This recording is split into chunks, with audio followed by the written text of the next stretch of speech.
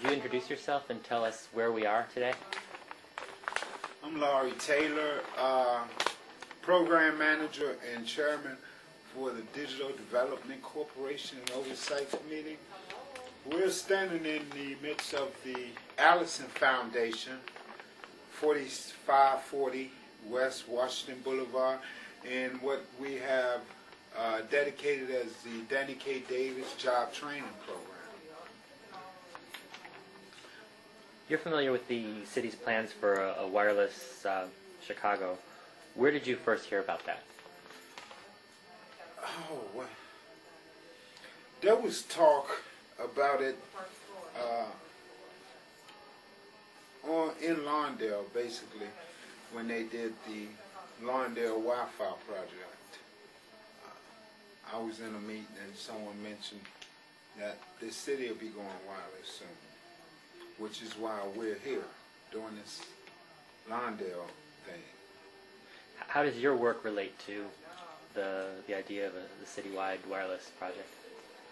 Well, the Digital Development Corporation is concerned about bridging the digital divide in communities of color, as well as motivating youth in math and science and technology, but also watching where our tax dollars are being spent when it comes to technology. If we don't keep an eye on where our tax dollars are going, they'll send them any kind of way, and you won't see any finished product. So, your organization is part of efforts to make sure that there's community involvement and community considerations. Can you describe the work that you're doing in that regard? Well, we're trying to make sure that we get the word out about what's called the Community Benefits Agreement that we're promoting. We're hoping that we can recruit enough community groups and Chicago residents to sign on board, because this is a good document the document would create a method, a system for digital inclusion as it relates to the RFP or the wireless network that the city will at some point have in place. Without that document, there's no guarantee that there'll be digital inclusion. People will say, yeah, well, we will donate X amount of dollars to a pot that will allow community groups to work and do community tech centers or digital literacy programs, but there's no absolute guarantee that that money will ever get there.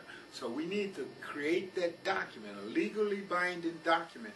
So every year there's some funds, there's some system in place that would help the many CTCs, many 501c3s, many churches, faith-based organizations that are out there doing some work around technology.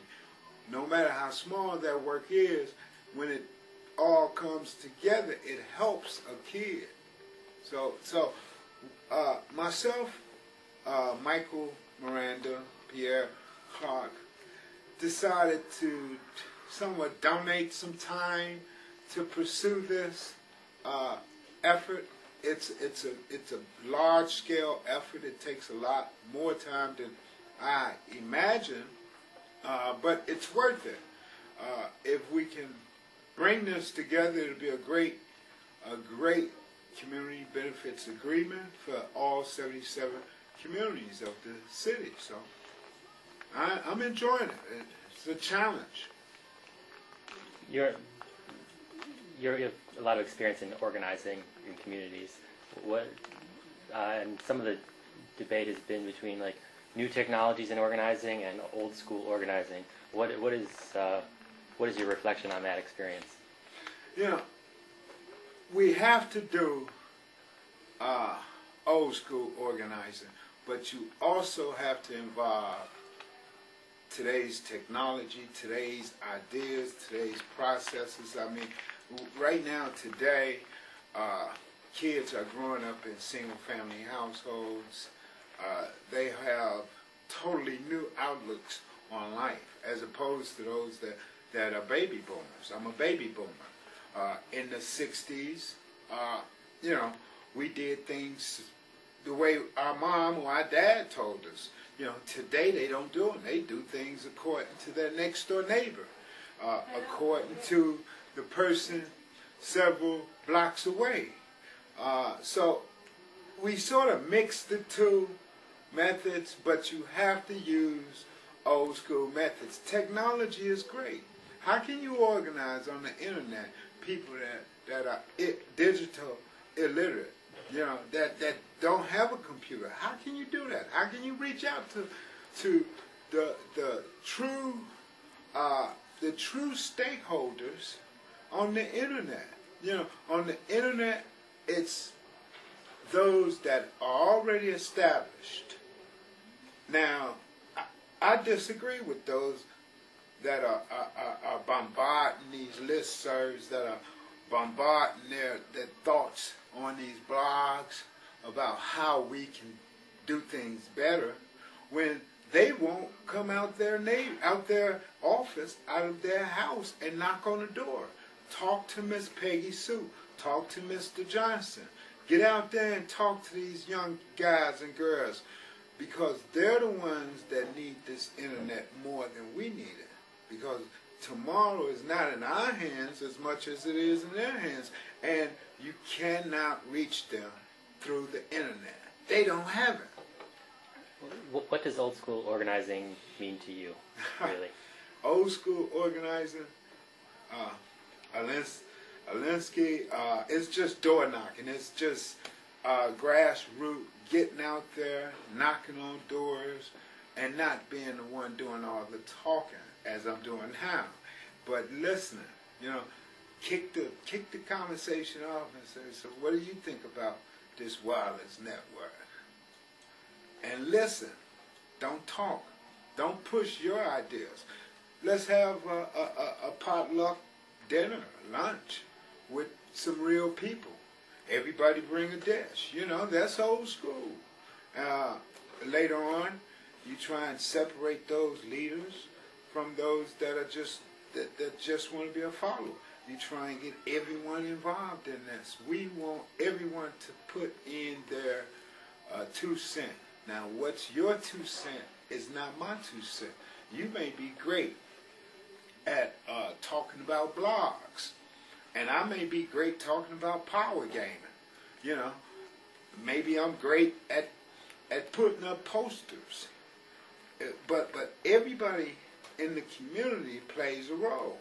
You know, we've got people who know how to talk to political leaders, and we've got people who know how to talk to parents.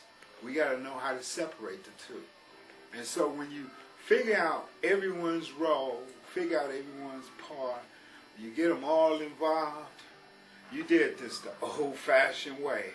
You know, the internet is great for announcing meetings for those that are already involved, but those kids that don't have an internet, those parents, the moms that don't have, we still got moms that, you know, they don't know how to use the computer. They got typewriters. I think when you came in here today, you saw Glory up front using a typewriter. You know, I'm trying to convince these people in this building here about internet.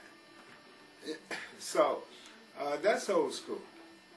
Well, in terms of getting people online or getting people to be more comfortable using technology and actually using it, what steps would you recommend, and what are the strategies to get there? To get them involved in internet, that's kind of difficult for me to just answer, because they vary. They really do. Everyone's kind of different. We have a ex-offender program going on next door. These guys are looking for something positive to do, something that can keep them out of jail, that can give them a job. We've got a young lady that comes here. She works in I think a candy factory. You know, she wants to know how to navigate better on the internet. So they all are different. She works a good job. These guys don't have a job. They are different. Again, I go back to organizing. That's the way you get people involved. You got to say something to them. You know, strike up a conversation and shut up. You know, listen to what they got to say, because when they start talking, that's when you really learn a lot. And there's a million reasons why people want to learn the internet. They want to learn about computers. So we've got our work cut out for us.